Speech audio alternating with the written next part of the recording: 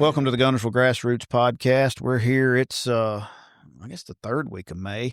Running a little late. Skipped a week last week. The Toyota Series was going on and a bunch of other stuff, and it's hard to compete with all that big time stuff. And I had a hard time getting my buddy Trey to come talk with us because he was fishing. But guess what? Today, Trey, even though he's considered a host of this, is our guest because he's a busy man and he doesn't make it here very often. So Trey, glad to have you. I'm glad to be back. It's been a minute. And for what it's worth, he's not actually back. He's on the phone because he's still busy. But today, Trey is our guest. We're going to talk to Trey. He's been fishing. He knows how to catch them on Guntersville, even if the scales don't always show that. I was about to say, yeah, sometimes I don't prove that, but I do. We all do if there ain't nobody else out there. But boy, when you add the crowd, it changes things a little bit, doesn't it? So yeah, exactly. So you fished. Well, let's go back another week. I should have done it then, and you and I talked, and we are like, well, let's wait because I've got the Toyota Series. But we'll go back a little ways. Yep. You finished up second by 3 ounces in the Castin Catchin, 2 weeks ago, something like that. Yeah. So, that one hurt. That one hurt. That one stung a little bit. I really thought for once, I kind of thought we might have pulled it off, but come up a little short. Instead, you had two. Not one, but two old heads ahead of you. Old Jerry Wells, which, and you may not know Jerry, but Jerry's been catching fish forever. Jerry's one of them old river rats, super good guy, and just, no scope. Dude just knows how to catch them. And those were grass fish. And then Marshall Deakins, I'm sure you know that name too. You know. Oh, yeah. So you had two of the old heads on Guntersville that tied for first. There's no excuse for that tie. Get some scales with decimals, let's cut the ounces out, right? Because there was like 3 ties in the top 10 or 15, and it's just not crazy. It's just crazy. It shouldn't be like that. And it's a great tournament. They do a great job. They're very fortunate to get to use the BASS stuff. I don't guess I realized BASS did everything in ounces versus tenths and hundreds. Is that the way the opens are? Yeah, they do, but they always do, like on day 2 after the second day, because ours is a 2-day. They'll do, if you tied, they'll take the big bag, so whoever had the biggest bag, rather it be day 1 or day 2. If I had 14 and 14 and you had 13 and whatever, you would win. The tiebreaker. Doesn't matter if you had it first day or second day. It's just whoever had the bigger bag. That's whoever had the bigger bag on whatever day is how they do it. And I've heard big fish on some of those kind of things. Yeah, and I'm pretty sure it's very rare, but I'm pretty sure if I caught 12-12 and you caught, and we both caught 12-12 both days, they would do big fish. Yeah. But that's very, very rare. Well, apparently on Guntersville it's not because, number one, there was 50 bags over 20 pounds. that 20 pounds or better in that thing. 50.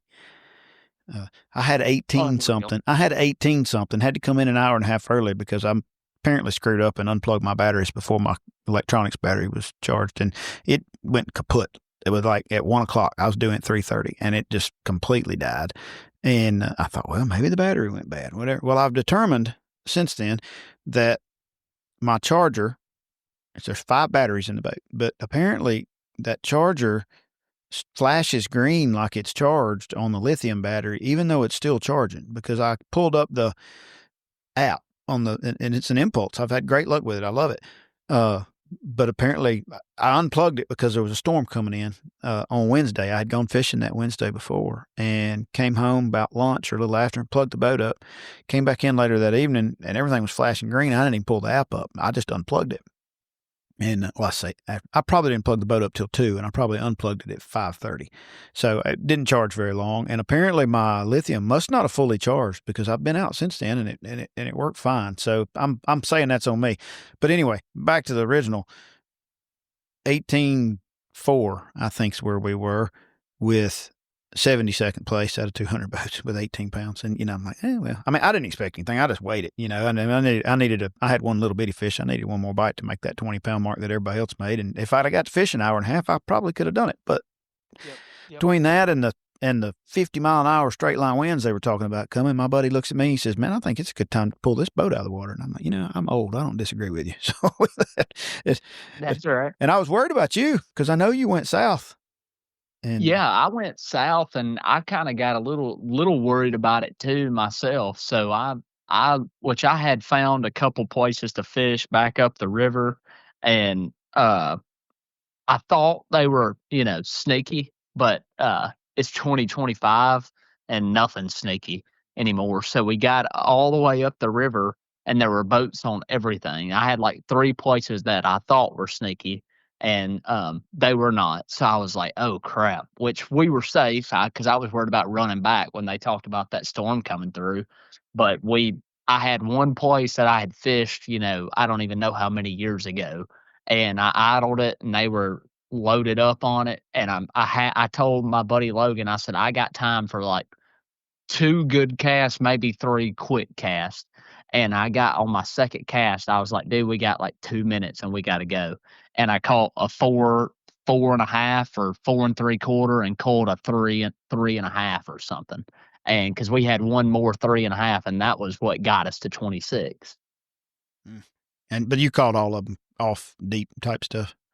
Caught all of that was one thing that was really weird for me in the Toyota. I've never, I'll make a long story short, but I've never got to fish a big tournament on my home lake. I mean, I fished the ABTs and stuff, but, like a Toyota for 100 grand with a bonus money or an open or anything like that. And Right. so I didn't really know how to practice because, not that I'm anything to be worried about, but a lot of people know what my boat wrap looks like because it stands out pretty easily. Yeah. So me and Logan had 26 pounds and, almost won that tournament all out deep, and a bunch of my schools that I always, not my schools, but a bunch of the schools I always fished were there.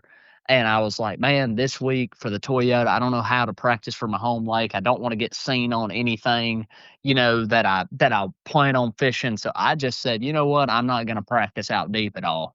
I practice in the grass, shad spawn stuff.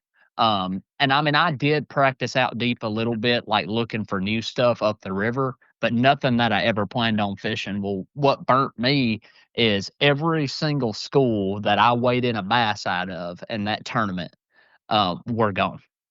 We got all that rain and that cold rain, and it seems like, I know you know this too, but it seems like every May at Guntersville we'll get a little, or the beginning of May they'll get out deep good, and then we get not a cold snap, but just a little cool front and some cold rain, and the current gets to ripping, and it's like they just disappear. And I mean, it couldn't have happened. I was going to say perfectly, but not perfect for Trey. Couldn't have happened any worse. That's exactly the Toyota's exactly when that happened. I mean, there were still schools out there, but the ones that I had planned on fishing, were not. So it kind of burnt me a little bit. But like I said, I had never practiced for a tournament on my home lake like that. So looking back, I would have just went and idled and known those fish wasn't there and not wasted almost all of day one, chasing ghosts. Running around looking for them, and they weren't there. Yeah, yeah. I had somebody I was talking to the other day was talking about that, and they said, "Man," he said, "they just left." I'm like, "Where do they go?" And he goes, "Man, I don't know." He said, "They must spread out when they go back to the grass because I don't think there's a lot of schools of 50 fish sitting in one spot." Although, a buddy of mine got second in Foodland last weekend. Had been catching some on the river in the grass, and same issue. You and I talked about this week or so ago. There was some pretty good fish on the riverbank in the grass like it used to be, like way back, right? And Uh-huh. the current got up like 60 something thousand, dude. They're gone, right? And he had been catching something like that, but he had some spot in like 4 foot of water, throwing into 2 or 3 that was a hole in the grass basically. And he said he could see them on his 360, but he said, dude, there's like 100 fish in it, and Unreal. I mean, he pulled down in 4 or 5 foot of water in May and caught like 40 in one spot. And sent me a picture with his live well full of crawfish. So apparently there was like, a big crawfish hatch up there, and then something happened. But I mean, dude, he caught them 2 weeks in a row, I think, doing that. But I mean, I have no idea where or how or what, but he That's caught. the thing. I mean, I had a couple different things going. I was fishing some brim beds, and I had actually caught a couple. I caught an almost 7 pounder punching grass in practice, and a couple Really? fours on a frog. I mean, I was really, really, really excited about that tournament just because I thought all my deep fish were going to be there, and I had me a place to go flipping and frogging that I caught some really big ones, and then I thought I had all my deep stuff, and then I had some fish out there on the river too, um, chatterbaiting and stuff. But all my stuff, anything river related for me Went that away. I found, went away when all that current got rolled up because we got so much rain and they were ripping current. Man, every bit of my stuff out there on the river was gone, and even my frogging and flipping place. The wind blew so hard the perfect direction into it. There was so much floating eelgrass. That pretty hydrilla they were sitting in with, it was, I mean, I think I had a big bite on day 2 on a frog, but the wind was blowing. It felt like 762 miles an hour, and it blew such a big bow in my line. It hit the mat, and she got it. I mean, it was a good one. It wasn't no giant, but it was probably a 4 pounder, maybe 5 pounder. And I jerked.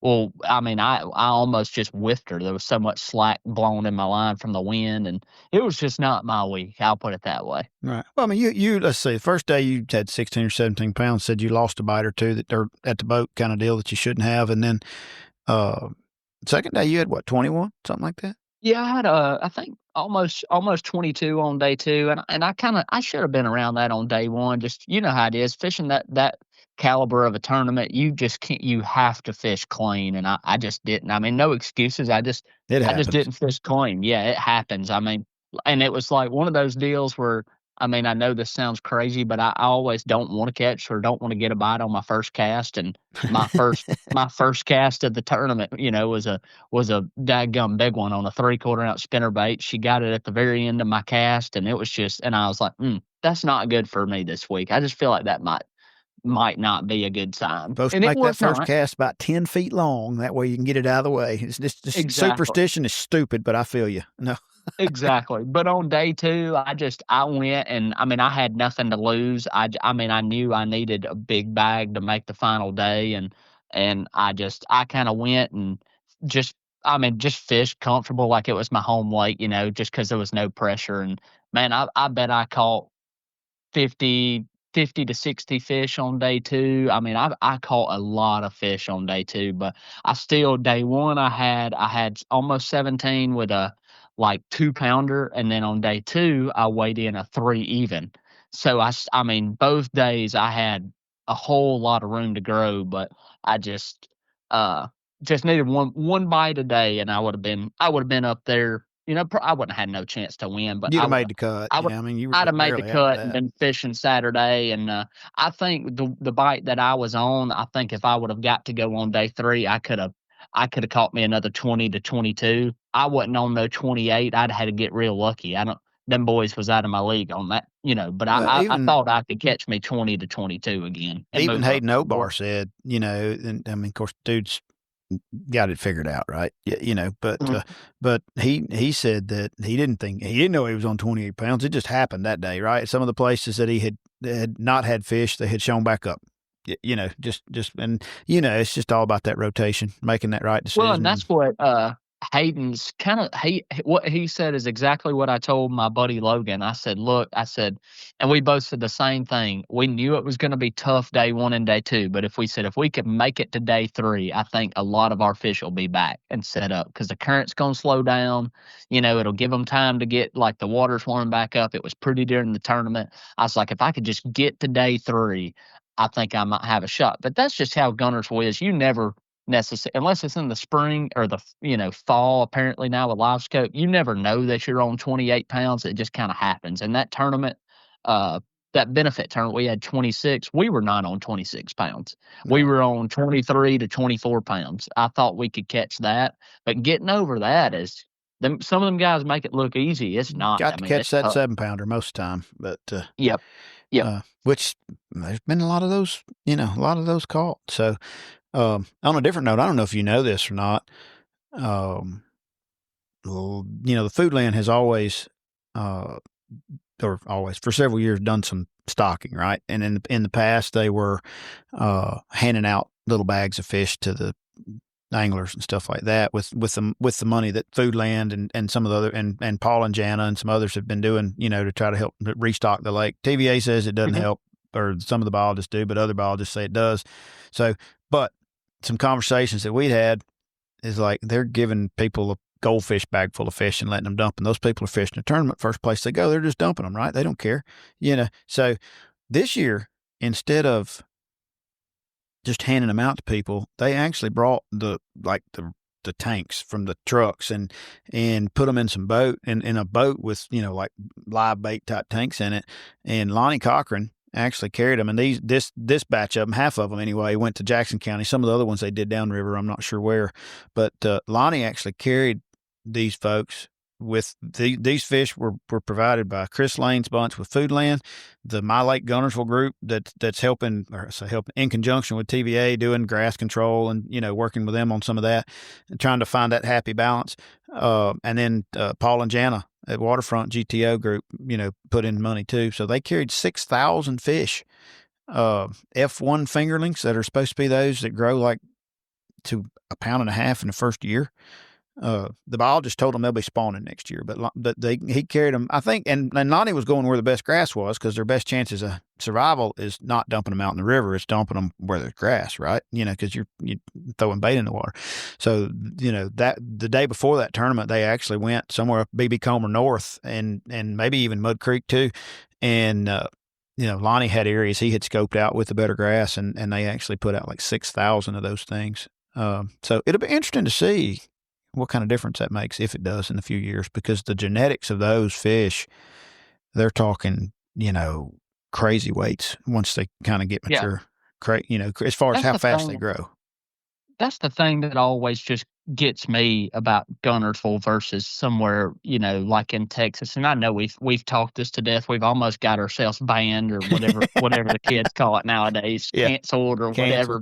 But no, for really though, I've always wondered because Guntersville to me is I mean, I've traveled a lot to a lot of places. I've been lucky enough to go and fish, and to me, it's one of the most or it's the best fishery I've ever been to. I mean, now Texas has the giants, but what I'm getting at is the 20-pound the amount of 4 to 6 pounders that we have is absolutely insane. Particularly right now.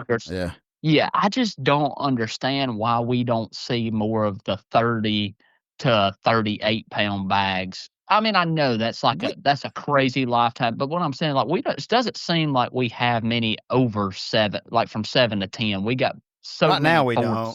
I mean, we've never had tons of great big ones, and and again, we've talked this a bunch. We did have some years some time ago where it wasn't quite as good, right? And then we had several years of really good spawns in a row. So, and matter of fact, we had a biologist for the state, Phil Eckham, on 2 or 3 years ago. And he said, this is when there was like a gazillion 2-pounders schooling everywhere, right? And he said, with what we're seeing right now, he said, I would expect in 2 or 3 years for there to be a really, really strong population of 4 to 5, 6-pound fish. And he was right, now they don't necessarily believe that the stocking helps. I'm not qualified to answer that, but if there's people willing to do it, it's not going to hurt. So, particularly these super aggressive ones. So it will be interesting to see 3 years from now, 4 years from now, if we start seeing some more, I mean, the population and really, since we know, we know where some of these were let go. Like, will you see an increase there? Right. Will it be because upriver has not fished as good the last few years as the lower end. Some people say it's because they've been doing that stocking on the lower end.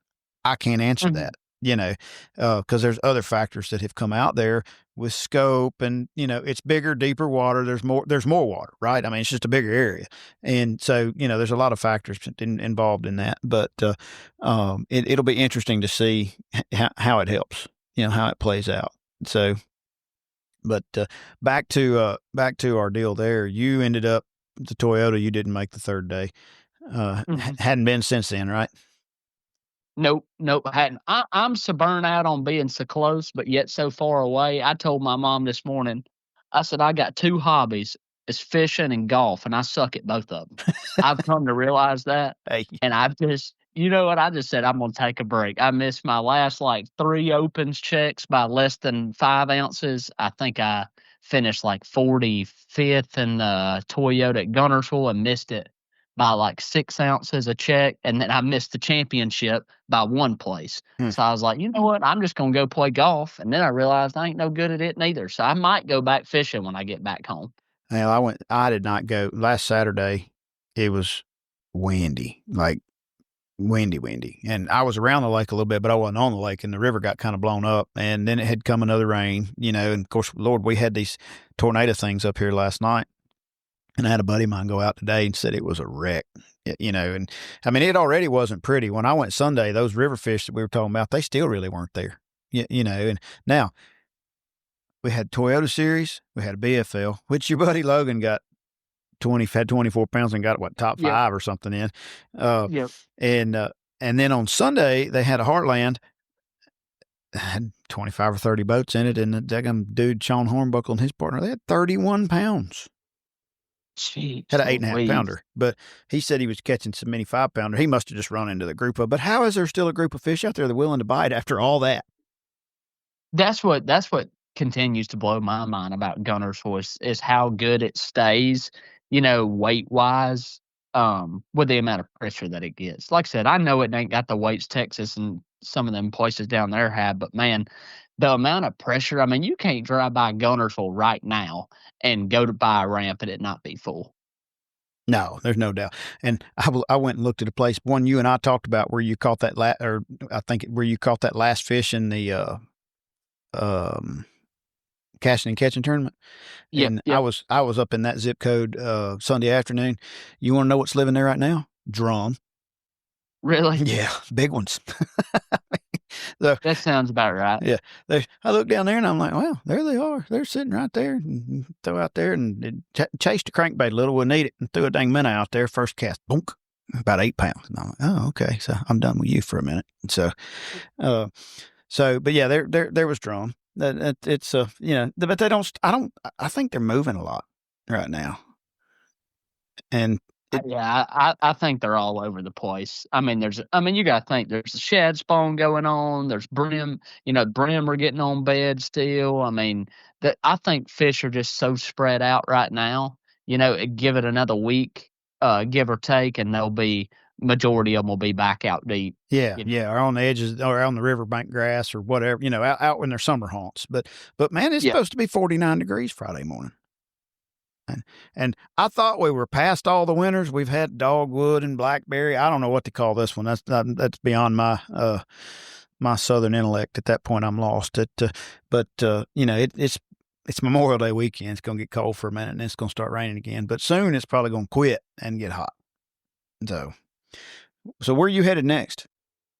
I am headed up north. I go to Chesapeake Bay next, somewhere towards the end of July, and I've got there and St. Lawrence back to back. So I'm kind of off for a little bit. So I'll be hitting up some of the Tuesday nighters out there. I'm excited to just fish around the house, to be honest with you, because last summer, if you remember, I was in Minnesota for like a month, basically right during the best time of the year to fish, or my favorite time of the year to fish Guntersville, which is dead heat of the summer. And so I'm excited to just be back home this summer. And that's another reason why I didn't fish all the opens this year. Just give me some time to fish around the house. Right. Well, you got a little time, so you can work on various projects. And then that Tuesday nighter you mentioned starts next Tuesday, according to Jacob Ice, I believe the guy that runs it.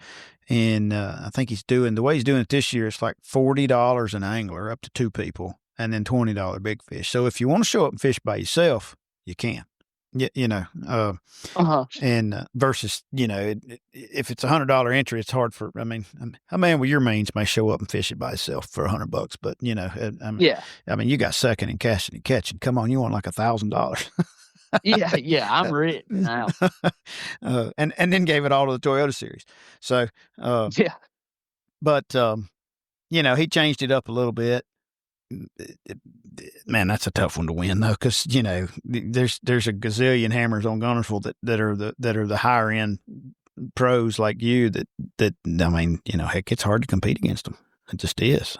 So you got Nordby and Jacob Wall and all the and old Uncle G and all them boys that'll be out there playing when they're home. So Yep. but he does have a pretty good turnout and he does a good job with it. So Tuesday nighters for Trey. That's all we got going for a little while. It's hard to believe you don't have anywhere to go till July, late July. Yeah. It's kind of surprising. It's kind of shocking, to be honest with you. All right, so we're gonna have couple more of these things, 2 or 3 more. I'd have to look at the calendar. We normally run through the end of June. That means you're going to come back up here and actually sit here with me before it's over. That's right. That's right. We might just have to do it early one day and then go fishing. That might be better than waiting until the end of the day.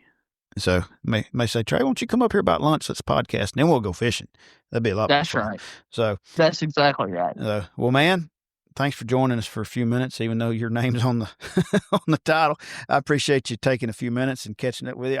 I've called Trey twice today, and he answered the phone both times in all the years that I've known him. I don't know if that's ever happened, so I'm starting to feel special. Anyway, buddy, we'll talk to you soon. Be safe and holler at me when you get up this way. 10-4, I'll do it. All right, see you, man.